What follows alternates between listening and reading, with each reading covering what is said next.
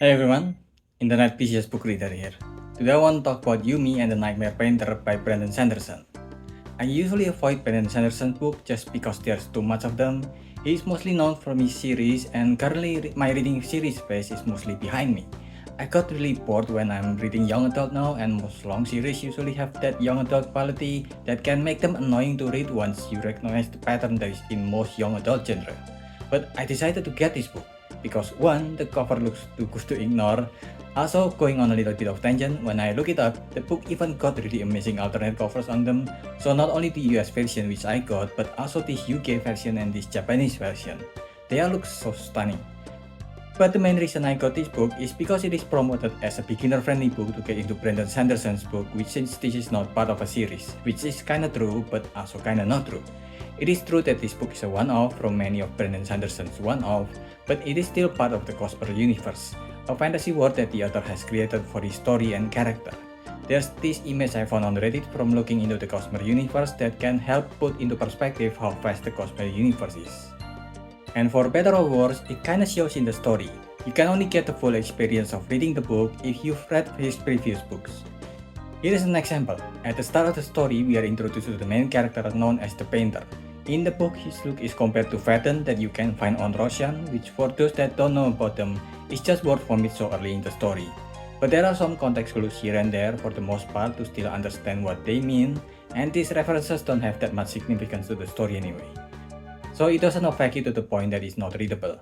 The painter lives in a city called Kilahito, and while I call him the painter, he's not the only nightmare painter in the city, he's just one of them, one of the essential workers of the city. Our painter name is Nikaro, and he's a bit of an edgy emo by choice.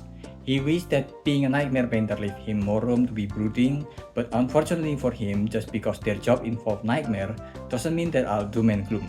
A lot of them are normal people with social life that he doesn't have. Meanwhile, Yumi lives in the city of Torio. Unlike Kirahito that have a streak of blue light with dark sky, Torio had a red sun that light the city, and Yumi lived there as some kind of a priestess, chosen by the city to talk with spirit. While it is a privileged position that is worshipped by the city, it's the only life she knew, and for a while now she's been asking, is there something more to life than the daily ritual that take up her day-to-day life? Just like a lot of Dune is a reimagining of Pan-Arab state culture, a lot of this book is a reimagining of Japan's culture. Not just the name of Nika and Yumi, which means smile and snow. Yumi you can easily see as a Shinto shrine Miko, and the nightmare painter brush that Nikaro used looks so much like the large brush that is used for calligraphy competition in Japan. I think you can see this even more easily in the cover art of a book that's in Japan. Even the city name Kilahito, Kila means killer and Hito means person or human. Not sure why you would name a city killer person, but sure.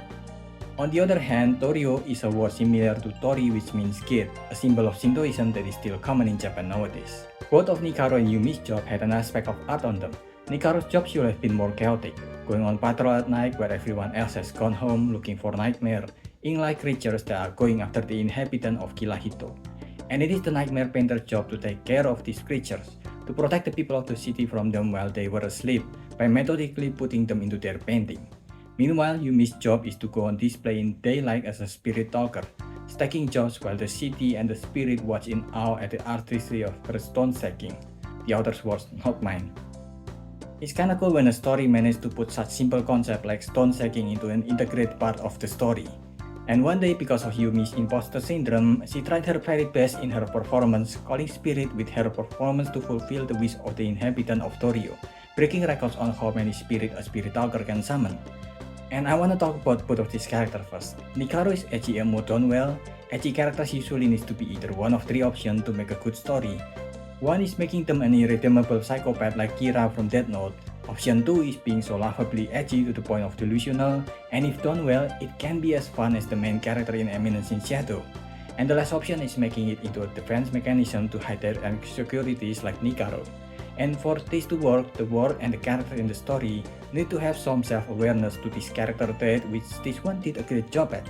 While Yumi is a bit more of a sheltered princess trope that doesn't know much about the world, since birth she was kept under one-person control and strict care to become a spirit talker. She was not even allowed to feed herself. A servant needs to literally spoon-feed her food, and she needs to be petted and clothed by others. She's a bit of a sheltered royalty trope, but without the entitlement, classism, and inbreeding. She wanted to know what it would feel like to have her own choices, which make her have an imposter syndrome because she's been told her whole life that it's not a choice she should even talk about. These two have nothing at all in common besides that they're both people who don't know how to be a person, and they should have no chance to have any sort of contact because the world they live in is so different from each other. But he was a boy, she was a girl, can it be any more obvious? So one day when Painter was on patrol, he met a nightmare that has grown more powerful than usual, and he didn't manage to capture it. The nightmare escaped, but he at least managed to save the boy that the nightmare attacked. When he got back home, he fell asleep before he can report it. Then on the other side, because of her record-breaking performance, Yumi was contacted by a spirit asking for her help to be set free, and she said yes. This event caused Painter's spirit to be transported to Yumi's body while she was tethered outside of her body in her world. And then once they fell asleep, they woke up in his world where Yumi's spirit is in Painter's body and his spirit is tethered outside of his own body.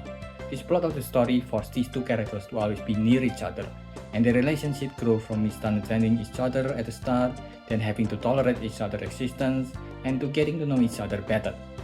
The story moved on by changing between their two worlds as Nikora had to learn how Yumi lived her life in her world, and Yumi had to learn how to actually live life in Nikaro's world. And as they get to know each other better, they also get closer to helping the spirit and learning the truth about their world. A story about meeting that becomes a catalyst for a character change can be cliché, and when done wrong can make a miserably bad story. It's so easy to read to become an I can fix him or her scenario like Love Like Falling Battle that I've reviewed recently, but this book did a really great job at it. The pacing of the character's introduction is not too slow and not too rushed, and once they meet, it's not like it become a constant exposition dump where the character just told everything about their history all at once. They figure out things about each other slowly, in a way that also built their characters and the chemistry between them. The chemistry built between Nikaro and Yumi I think is even better than the one we've seen on Your Name, which is arguably still the best Makoto Shinkai's work. They are so well written that the many bed and shower scene that Yumi or Yumi's body had to show wasn't as creepy as it could have been. And the plot twist at the end I think is decent. It's not the point of omniscient reader point of view or Mushoku Tensei plot twist, but the author did a great job setting out the plot twist so it's not an asshole that is out of nowhere like a lot of shows that over-rely on plot twists. A lot of the ideas in the book is not exactly new.